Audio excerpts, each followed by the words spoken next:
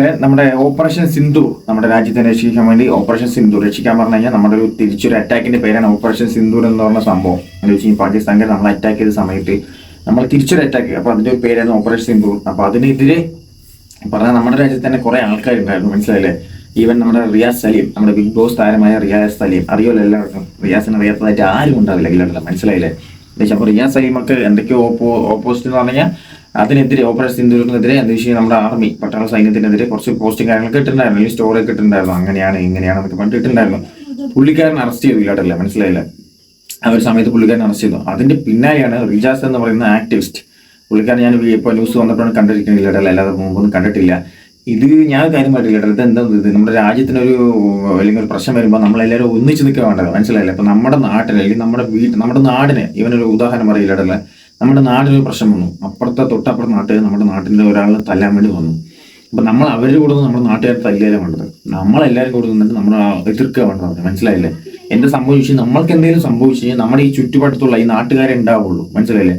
അപ്പൊ അത് മനസ്സിലായിട്ടാണ് നമ്മൾ പ്രവർത്തിക്കാൻ. അല്ലാതെ ഞാനിപ്പോ നമ്മൾ രണ്ട് സൈഡ് ചിന്തിക്കണമെങ്കിലല്ലേ, ബട്ട് എന്നാലും നമ്മുടെ നാട്ടിൽ പ്രശ്നം ആദ്യം സ്വന്തം നാട് അല്ലെങ്കിൽ സ്വന്തം കാര്യം നോക്കണമെങ്കിലല്ലേ, എന്നിട്ടാണ് നമ്മൾ മറ്റുള്ളവരുടെ കാര്യം നോക്കാൻ. നമ്മൾ മറ്റുള്ളവരുടെ കാര്യം നോക്കിക്കൊണ്ടിരുന്നു കഴിഞ്ഞാൽ അവസാനം നമ്മുടെ കാര്യം നോക്കാൻ നമ്മളുണ്ടാവില്ല, മനസ്സിലായില്ലേ? ഇപ്പൊ ഞാൻ ന്യൂസ് ഇവിടെ പ്ലേ ചെയ്തിട്ടില്ല. കൊച്ചിയിലെ വീട്ടിൽ ഭീകരവിരുദ്ധ സേന എന്ന് വെച്ചാൽ കുറച്ച് ഡീറ്റെയിൽ ആയിട്ടുള്ള കുറച്ച് പ്രൂഫും കാര്യങ്ങളൊക്കെ ഉണ്ട്. ഇതിന് ഓപ്പോസിറ്റ് ചെയ്തു എന്ന് പറയാൻ, അല്ലെങ്കിൽ അഗേൻസ്റ്റ് ആയിട്ട് ചെയ്തു എന്ന് പറഞ്ഞിട്ട് കുറച്ച് ഡീറ്റെയിൽ തെളിവുകൾ കാര്യങ്ങളൊക്കെ ഉണ്ട്, പെൻഡ്രൈവും കാര്യങ്ങളൊക്കെ. ഞാൻ ന്യൂസ് ആദ്യം പ്ലേ ചെയ്യില്ലല്ലേ, എന്നിട്ട് ബാക്കി പറയാം. ഓപ്പറേഷൻ സിന്ദൂറിനെതിരെയുള്ള പോസ്റ്റിൽ അറസ്റ്റിലായ റിജാസിന്റെ കൊച്ചിയിലെ വീട്ടിൽ നിന്ന് മഹാരാഷ്ട്ര പോലീസ് ഡിജിറ്റൽ തെളിവുകൾ ശേഖരിച്ചു. പെൻഡ്രൈവുകൾ, ഫോണുകൾ, പുസ്തകങ്ങൾ തുടങ്ങിയവയാണ് പിടിച്ചെടുത്തത്. റിജാസിനെ നേരത്തെ അറസ്റ്റ് ചെയ്തിരുന്നു. രാഗനുണ്ട് വിശദാംശങ്ങളുമായി. രാഗൻ, വീട്ടിൽ നിന്നും എന്തൊക്കെ തെളിവാണ് ലഭ്യമായിട്ടുള്ളത്? ഇതുമായി ബന്ധപ്പെട്ട കേസിന്റെ മുന്നോട്ടുള്ള പോക്ക് എങ്ങനെയാണ്? വിശദാംശങ്ങൾ. പഹൽഗാം ഭീകരാക്രമണത്തിന് ശേഷം ഇന്ത്യ നടത്തിയ ഓപ്പറേഷനായിരുന്നു ഓപ്പറേഷൻ സിന്ദൂർ. ശക്തമായ തിരിച്ചടിയാണ് ഇന്ത്യ നൽകിയത്. ആ ഓപ്പറേഷൻ സിന്ദൂരിനെ വിമർശിച്ചുകൊണ്ടാണ് റിജാസ് നേരത്തെ പോസ്റ്റ് ഇട്ടത്. ഇത് വലിയ ചർച്ചയായിരുന്നു. ഇതോടൊപ്പം തന്നെ നാഗ്പൂർ പോലീസ് കേസെടുത്ത് റിജാസിനെ അറസ്റ്റ് ചെയ്യുകയും ചെയ്തിരുന്നു. കഴിഞ്ഞ രാത്രി നാഗ്പൂർ പോലീസ് സംഘം ഇവിടെ എത്തുകയുണ്ടായിരുന്നു. അതോടൊപ്പം തന്നെ റിജാസിന്റെ കൊച്ചി എളമക്കരയിലെ വീട്ടിൽ പരിശോധന നടത്തി. സംസ്ഥാന ATS ഒപ്പം ഉണ്ടായിരുന്നു, സംസ്ഥാന പോലീസും ഈ പരിശോധനയിൽ ഒപ്പം ഉണ്ടായിരുന്നു. ഇവിടെ നിന്ന് ഡിജിറ്റൽ തെളിവുകൾ ശേഖരിച്ചു എന്നതാണ് വ്യക്തമാകുന്നത്. ചില ഫോണുകൾ കണ്ടെടുത്തിട്ടുണ്ട്. ഇതോടൊപ്പം തന്നെ ഏകദേശം 10-11 പെൻഡ്രൈവുകൾ ഈ റിജാസിന്റെ മുറിയിൽ നിന്ന് പോലീസ് സംഘം മഹാരാഷ്ട്ര പോലീസ് പിടിച്ചെടുത്തിട്ടുണ്ട്. കൂടാതെ ചില പുസ്തകങ്ങളും കസ്റ്റഡിയിലെടുത്തതായാണ് വ്യക്തമാകുന്നത്.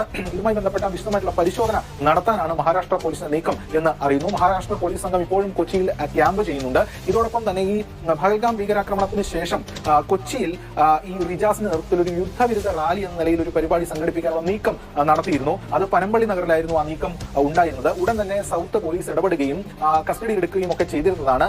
അന്ന് സൗത്ത് പോലീസ് റിജാസിനെ കസ്റ്റഡിയിലെടുത്ത് അറസ്റ്റ് രേഖപ്പെടുത്തിയെന്നാണ് വ്യക്തമാകുന്നത്. അപ്പോൾ ഈ കേസുമായി ബന്ധപ്പെട്ട വിശദാംശങ്ങളും മഹാരാഷ്ട്ര പോലീസ് ശേഖരിച്ചിട്ടുണ്ട്. മാത്രമല്ല ഇയാളുടെ കൊച്ചിയിലെ ബന്ധങ്ങൾ, ബാക്ക്ഗ്രൗണ്ടുകൾ ഉൾപ്പെടെയുള്ള കാര്യങ്ങളും പരിശോധിച്ചിട്ടുണ്ട്. നേരത്തെ മഹാരാഷ്ട്ര പോലീസ് സംഘമടക്കം ആരോപിക്കുന്നത് അല്ലെങ്കിൽ അവർ വ്യക്തമാക്കുന്നത് CPI മാവോയിസ്റ്റുമായി ബന്ധപ്പെട്ട് പ്രവർത്തിക്കുന്ന അല്ലെങ്കിൽ അത്തരം ചില ബന്ധങ്ങൾ ഈ റിജാസിനുണ്ട് എന്ന തരത്തിലുള്ള കാര്യങ്ങളാണ് വ്യക്തമാക്കുന്നത്. ഇതോടൊപ്പം ഇയാൾക്ക് ഏതെങ്കിലും തരത്തിലുള്ള തീവ്രവാദ ബന്ധം അല്ലെങ്കിൽ അതുമായി ബന്ധപ്പെട്ട കാര്യങ്ങളുണ്ടോ എന്നടക്കമുള്ള കാര്യങ്ങളും വിശദമായി തന്നെ പരിശോധിക്കുന്നു. ഇയാളുടെ സോഷ്യൽ മീഡിയ അക്കൗണ്ടുകൾ പരിശോധിക്കുന്നു. അതോടൊപ്പം തന്നെ മറ്റ് തരത്തിലുള്ള ഇടപെടലുകളും മറ്റ് കാര്യങ്ങളും ഉൾപ്പെടെയുള്ളവയാണ് അവർ പരിശോധിക്കുന്നത്. എന്തായാലും മുൻപും ഇയാൾക്കെതിരെ കേരളത്തിൽ കേസുകളുണ്ട് എന്നതാണ് വ്യക്തമാകുന്നത്. എന്തായാലും റിജാസിനെതിരെ വിശദമായിട്ടുള്ള പരിശോധന നടത്താനാണ് മഹാരാഷ്ട്ര പോലീസിന്റെ നീക്കം.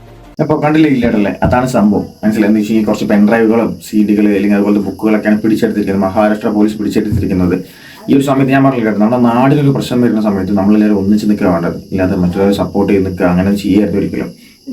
അപ്പൊ റിജാസിനെ അറസ്റ്റ് ചെയ്തിരിക്കുകയാണെങ്കിൽ മുമ്പ് ബിഗ് ബോസ് താരമായ റിയാസ് സലീം എന്തോ പറഞ്ഞുകൊണ്ട് അറസ്റ്റ് ചെയ്തു. ഞാൻ പറഞ്ഞില്ലേ, ഓപ്പോസിറ്റ് സ്റ്റോറി കിട്ടുന്ന അങ്ങനെ എന്തൊക്കെ പറഞ്ഞിട്ട് ഈ ഓപ്പറേഷൻ സിന്ദൂർ എന്നതിരെ നമ്മുടെ ആർമിക്കാർ എന്ത് ചെയ്തു, ഇല്ലെങ്കിൽ എന്തൊക്കെ ചെയ്തെന്നുള്ള കുറച്ച് കാര്യങ്ങളൊക്കെ ചോദിച്ച സമയത്ത് അങ്ങനെ പ്രശ്നമായിട്ട് പുള്ളിക്കാരൻ അറസ്റ്റ് ചെയ്തു. അതിന് പിന്നാലെയാണ് ഇപ്പോൾ റിജാസ് എന്നൊരു വ്യക്തിയെ കൂടി അറസ്റ്റ് ചെയ്യുന്നത്. ഇവരെന്തോ അതിനെതിരെ യുദ്ധത്തിനെതിരെ റാലിയൊക്കെ പ്രഖ്യാപിച്ചു എന്ന് പറയുന്നുണ്ടായിരുന്നു ന്യൂസിൽ. നമുക്ക് കറക്റ്റായിട്ട് അറിയില്ല. പുള്ളിക്കാരനെ അറസ്റ്റ് ചെയ്തിരിക്കുകയാണെങ്കിൽ ഇടല്ലേ പറഞ്ഞില്ല. എന്ന് വെച്ചാൽ നമ്മുടെ നാടിന് വേണ്ടി കൂടെ നിൽക്കണമെങ്കിൽ ഇടല്ല, അല്ലാതെ നമ്മൾ മറ്റുള്ളവർ സപ്പോർട്ട് ചെയ്ത് നിൽക്കരുത് ഒരിക്കലും, മനസ്സിലല്ലേ? നമ്മുടെ നമുക്ക് ആവാം, മറ്റുള്ള ഭാഗം നമ്മൾ ചിന്തിച്ചിട്ട് ആവാം. എന്ന് അവിടെയും കുറെ ജനങ്ങളൊക്കെ ഉണ്ട്, ഒന്നും അറിയാത്തതൊക്കെ വിചാരിക്കാം. പക്ഷെ അവർ അറ്റാക്ക് ചെയ്തും അങ്ങനെയാണ് ഇല്ലാതെ, മനസ്സിലായില്ലേ? നമുക്ക് ഒന്നും അറിയാത്ത ആളൊക്കെയാണ് കൊണ്ടിരിക്കുന്നത്, മനസ്സിലായില്ലേ? അപ്പൊ നമ്മൾ അതിന് എതിരെ വേണം നിൽക്കാൻ. അതേ പറയാനുള്ളൂ ഇല്ലടല്ലേ. എന്താ നമ്മുടെ നാടിന് വേണ്ടി നിൽക്കുക, അതേ പറയാനുള്ളൂ.